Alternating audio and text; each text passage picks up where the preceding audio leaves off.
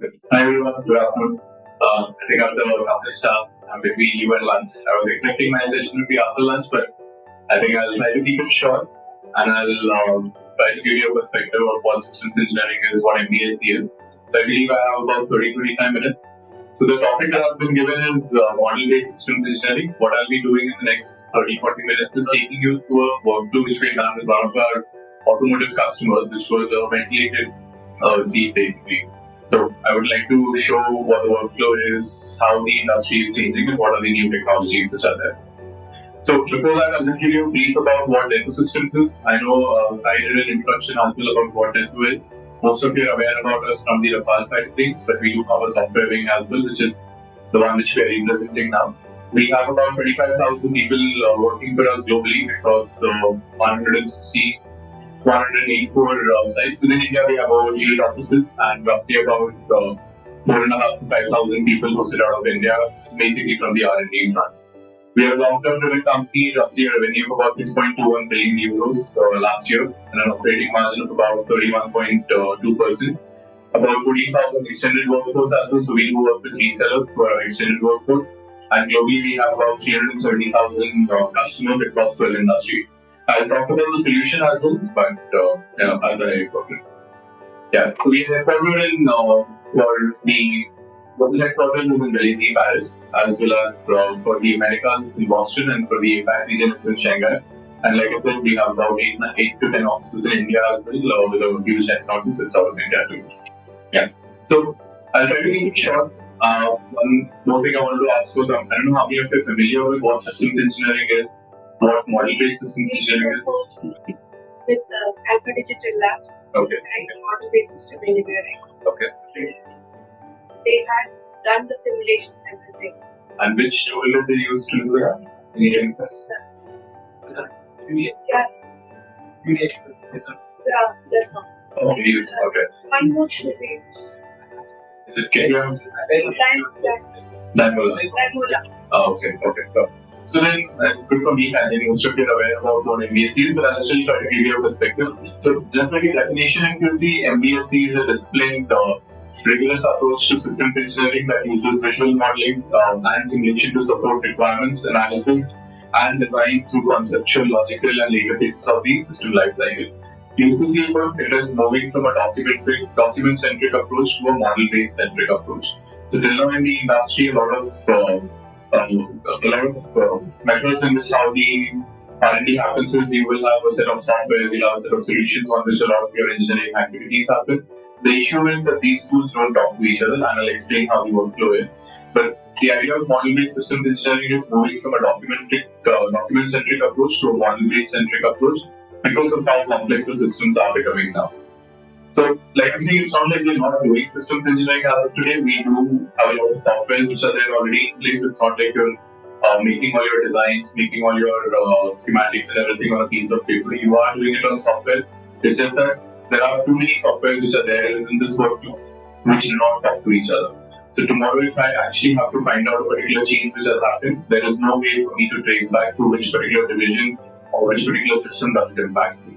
Which is where we are moving towards a system, an MBSE approach where everybody has a common view of what the system looks like, so that they are able to do a traceability, they are able to do an impact analysis. Now, typically there is a product development lifecycle which is there across any industry, be it a software, be it a hardware product or anything, and this is usually based upon the ISO 15288 model. So the ISO 15288 model basically has a few phases of the product development, which is the concept, development, production, and the utilization phase.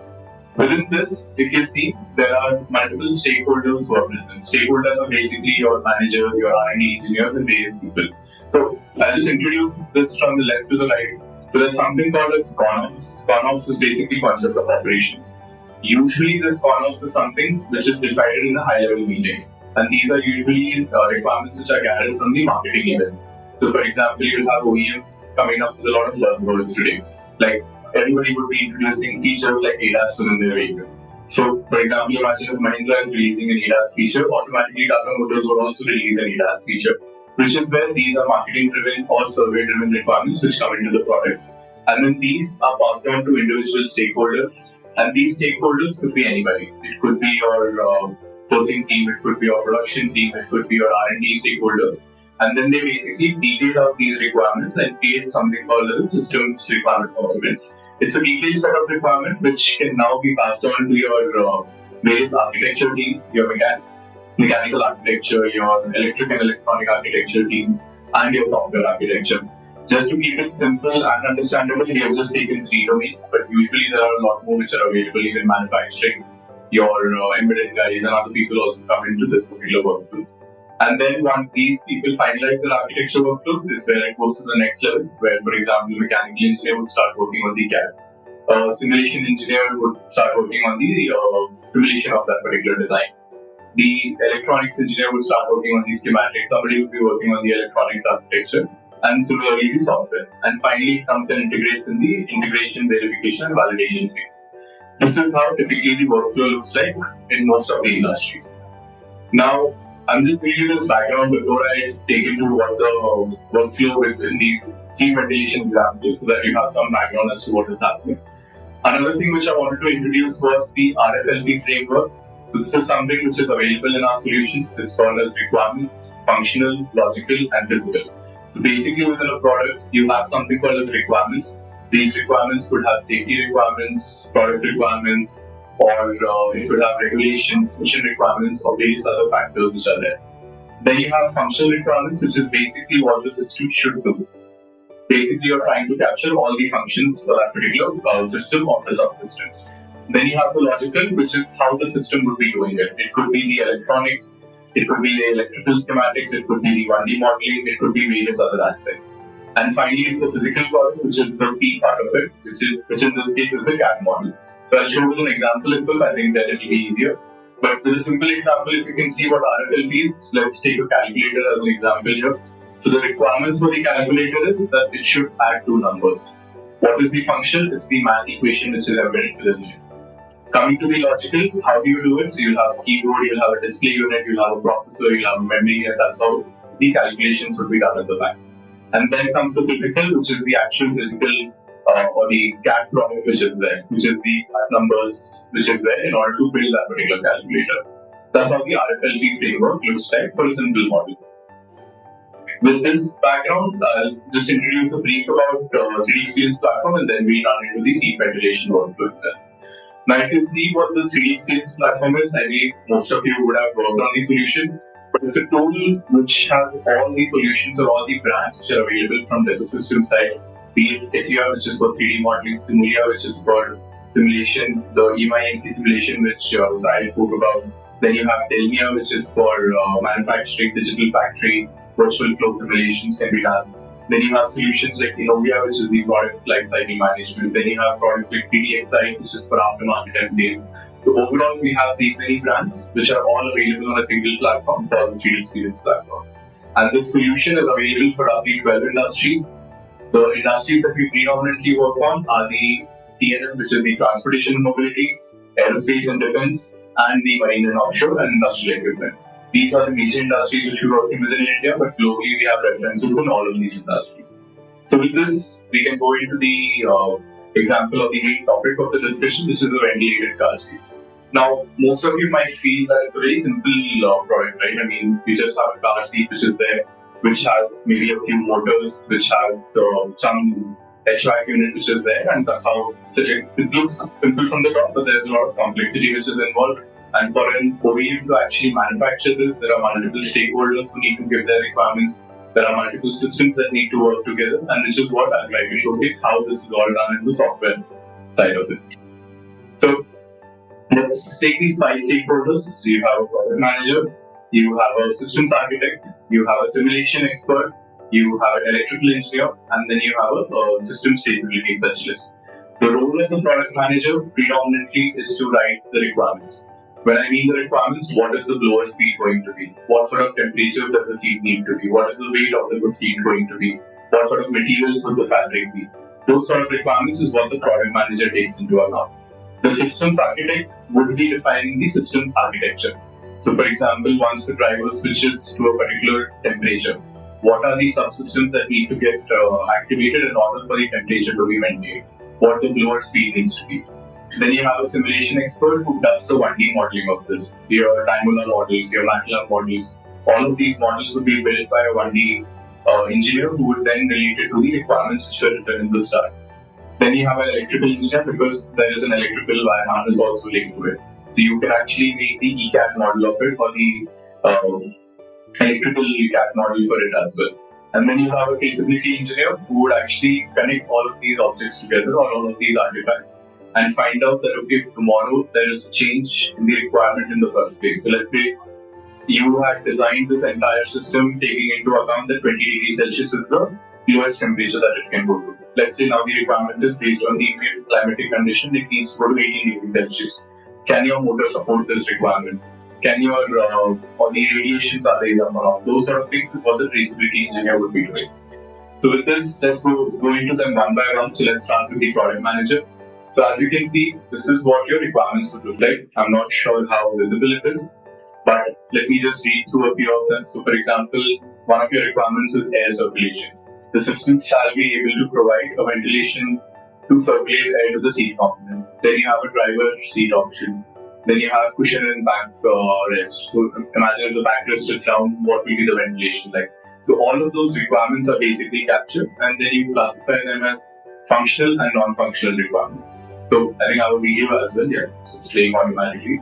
So this is how requirements are managed within the 3D Experience platform. So everything that I'll be doing now is within the 3D Experience platform itself, and then I'll show you towards the end how all of these artifacts link to each other. Yeah, so you can see you have the seat comfort, then you have the ventilated seat, then within that you have a set of requirements that you have written. And these requirements keep changing over a period of time. So it's not like you start with a set of requirements and then you stick to it. These keep changing. The life cycle of the requirements is also maintained throughout the product development as well.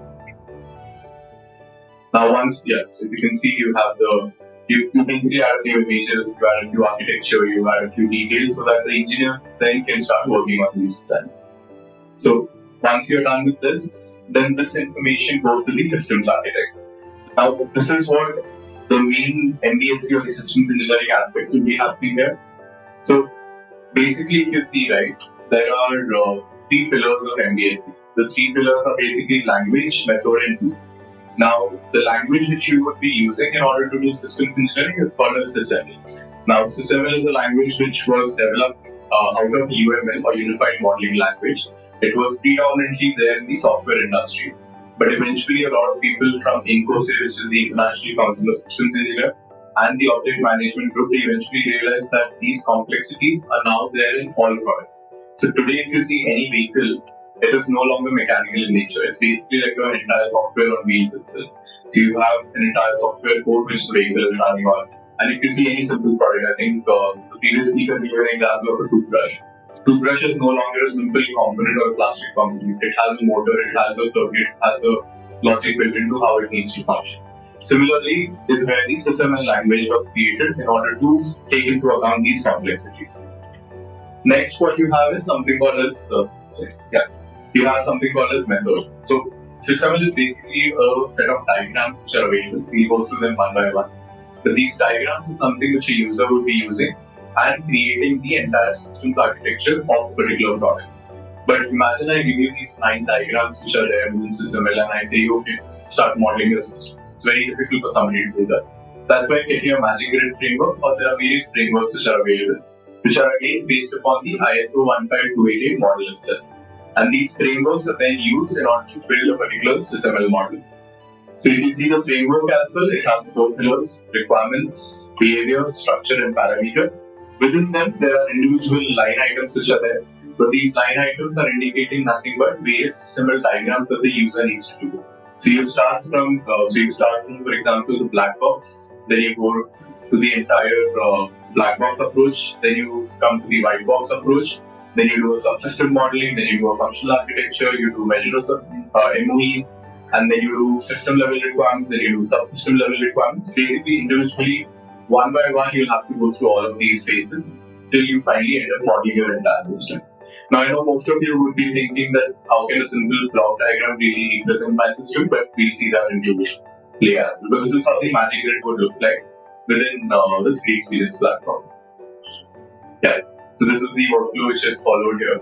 So one by one, we just see these diagrams. So we'll start with something called as the stakeholder requirements. These are the same requirements which the product manager had written earlier. These requirements have now been brought into the Area Magic tool, and now these requirements will be used to do a system context diagram. So my system in this case is the vehicle ventilation system. Now the ventilation system has various stakeholders. Driver is one stakeholder, the power is one stakeholder, the ignition system is one stakeholder, and the seat is one stakeholder. What are the various elements which will be exchanged between them is what is in the arrows. So the driver, for example, will control the blower speed, the temperature which the driver wants on the ventilated seat, and the ventilated seat will give a feedback in terms of on and off. The power will be coming from the battery of the vehicle which is there. It could be an EV, it could be a separate battery which is there. The ignition system, if the vehicle is on, is only when the system should work. Similarly, you have something called as a use case diagram.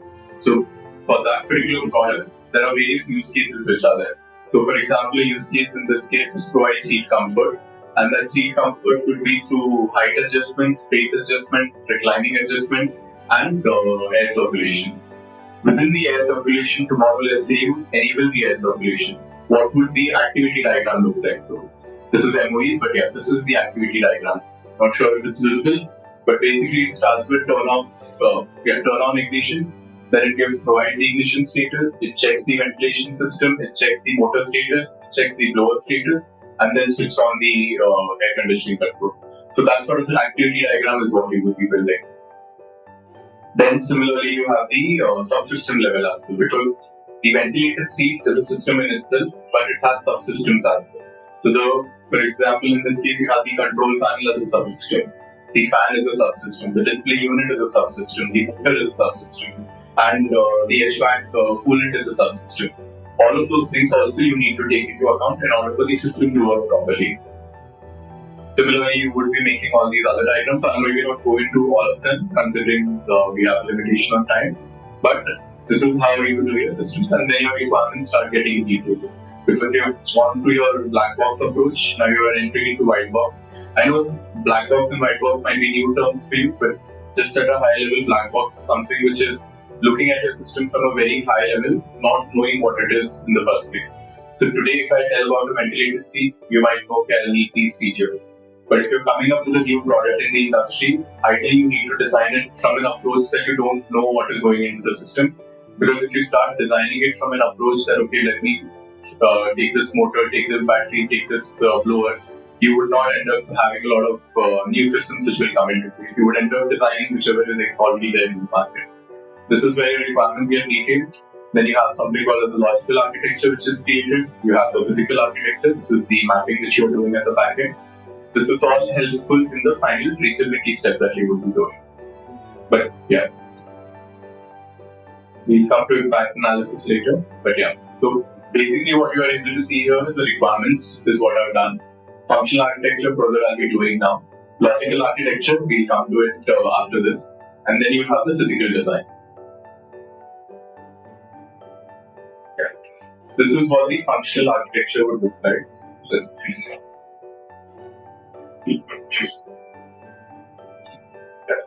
So if you see, this is what the functional architecture of the ventilated seats looks like. So you have the mechanical component. You have I think this is within the block itself that we have shown here. But how we supply the various functions that these individual subsystems are doing is what is mapped here. So for example, in this case, it is provide mechanical output. This is control the speed. This is supply power to the ventilated system. Then you have the seating speed mode. Setting the speed of the motor. So those sort of functions is what you're mapping in the backend for your particular product. Let me just pan through the video here. We have the logical architecture of this. Yeah. Now, once you have done your requirements, you have done your systems architecture, basically you have taken care of the R part and the F part. Now coming to the L part, which is the logical part. Now, logically can be two things. One, it is your 1D modeling. So basically you see the role, right? It's a simulation expert. So he or she would be performing a simulation on a 1D tool. In this case, what we are using is a tool called as Daimler. So, like you said, ma'am, I think a few of them are already have used Daimler, but Daimler is a 1D modeling software Now, if you're not used Daimler, most of you would have used MATLAB and Simulink. It is something similar to that, except the only difference is MATLAB and Simulink is more of a block diagram approach, while Daimler is an object-oriented modeling approach, where you have. Then they have re-iterated it. They have done it again on that. Oh, okay, understood. Okay. So then they have a fair bit of idea on what 1D modeling is. So Daimler basically has multiple libraries which are available. So one, it is based upon the Modelica language. It's an open source language, not a language which is owned by Dell Systems, although the founder of this particular language was a part of DS for a very long time. But it's an open source language, and within this language, what we write it is basically for the physical modeling that happens. Available both on 3D Experience platform as well as standalone, so it is available in both formats. And then it has a set of commercial libraries which are there, which are domain specific. So you have basic mechanical, electronics, electrical, thermal components which are also available. Plus you have vehicle dynamics libraries, you have suspension libraries, you have thermal systems libraries which are also available from our side. Yeah, so let's see this as an example. So if you see, this is a 1D model of the seat ventilation system itself. So for example, these are the 3 speed controls which are there. Then you have a simple real to billion conversion that is happening and a duty cycle that you have given. And then you have some controllers, modulation, you have an inverter, you have the machines. These machines are nothing but your motors which are there. And then there is a fluid circuit also which you have built in. And then you're doing a simulation of all of this together. So this is the 1D modeling part of it, or the logical part of it is what I'm doing. And then you can simulate these blocks, you can run the duty cycle and see how the motor speed is, or how the temperature within the seat ventilation system looks like for a particular motor speed that you have given. There's a video here. We make the video as I'll pan through the video. But if you see, this is what the Daimler model looks like. These are individual components which are directly coming from the Modelica standard library. All you need to do as a user is drag and drop these components, do your electrical connections, do your fluid connections, and then do a simulation for it. In this case, it's the duty cycle, I believe, which is being simulated here, and then accordingly you select a particular blower speed C and validate what the temperature is, what the fluid properties are, and that is something which you can do with the logical part of it. Now, within logical, the next thing which you also need to do is the electrical part of it. So, like I said, the ECAD is also a part of logical itself. You would be creating something. So you incorporate this into the logical architecture, but you also have the other Daimler models also which are incorporated here, which you can see. Now, the electrical engineer, right? So within electrical engineering also. For example, if you read from an automotive standpoint, you have the schematics design which is there, you have the electrical 3D design which is also there, and the final manufacturing drawing which is usually given to suppliers or the OEMs or manufacture these wire harnesses. So in this case, we will see the schematics level which can also be done again within the platform itself. So like I said again, the RFLP workflow is there. The logical part is where you're creating your schematics diagrams. The ECAD part will come to it, which is the 3D part. And these are the final manufacturing drawings which are created. So within one of those logical architecture, within one part of it is where your schematics would be like. Now this is the schematics drawing of your ventilated seat. So in this case, it's the ventilated seat ECU which is there, the wiring diagram here, the switch module, the various connectors, your blocks, your equipments and everything which is being used here, and the various wires which are connected. Yeah, so like I said, it's a two-step process. You do the schematics, you electrify your 3D components, then you have your electrical 3D harness which is created. It's very similar to what a MCAD looks like or a mechanical CAD. In this case, it's an electrical CAD. So all components are electrical in nature. So they have a pin, they have a cavity connection point, they have a connector connection point, bundle connection point, which is also available. And then you create the final manufacturing drawing out of it. Can you play the video once?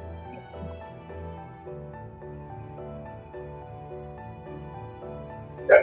So if you see, this is what a schematics drawing would look like. Again, if you can notice, it's all done again within the 3D Experience platform itself. So here I'll be drawing a schematics design of the ventilated seat itself. So let me pan through the video. So here, if you see, I've added a connector here, which is for the seat ventilation ECU. And then after I add the connector, I'll add a few other components here on the left. Now, once I add these components is where I would then do a wiring diagram across all of these. So I'll use on wires which will be one which is within a single wire harness, what the wire properties are, the cross section of it, the gauge values, the other properties as well.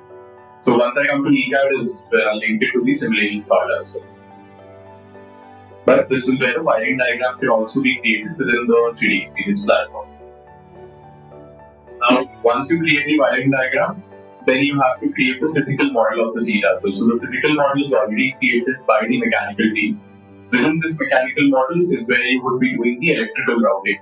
That is a 1:1 component itself. So finally, whatever harness length that you would be getting from here can be directly given to your suppliers, so that the final length of the harness would be the same as you have actually designed it with.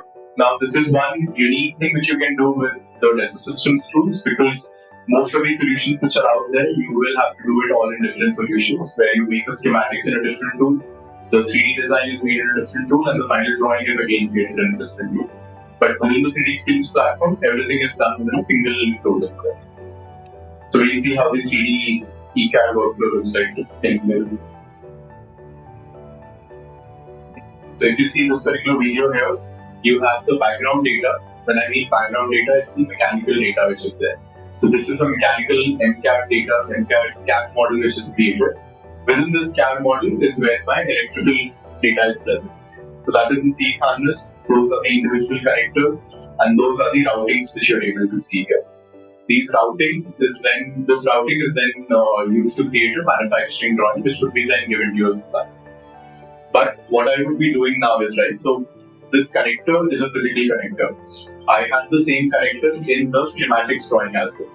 Between these two is where I do a logical to physical synchronization, and all my logical wires which are there would be routed then within these cables which you are able to see here, so that the exact bundle diameter as well as the length of the harness is something which I can obtain from here. But you can see how the routing of electrical harness typically happens. So you place your blower, for example. This component is represented from the blower motor basically, while the harness is something which you are able to see. So once you go to that, you give properties of your bundle, which is the diameter, the section, the slack value, and other such properties, and then you start routing the wire from a particular point. You'll be able to see how I'm routing the bundle here. And then again, you can leverage your mechanical data points as well in order to do something like that. Let me try and do it here, it's a bit slow.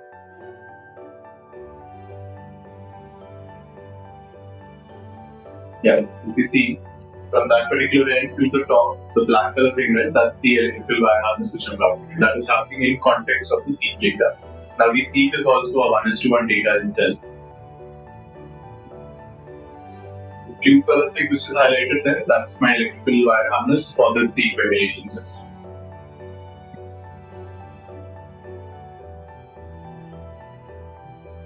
And then I do a logical to physical synchronization, which is the wire data which I already created in the schematics design. Now I'm linking it with the 3D data and to obtain the final manufacturing drawing. So you'll see it in a minute how the drawing would look like.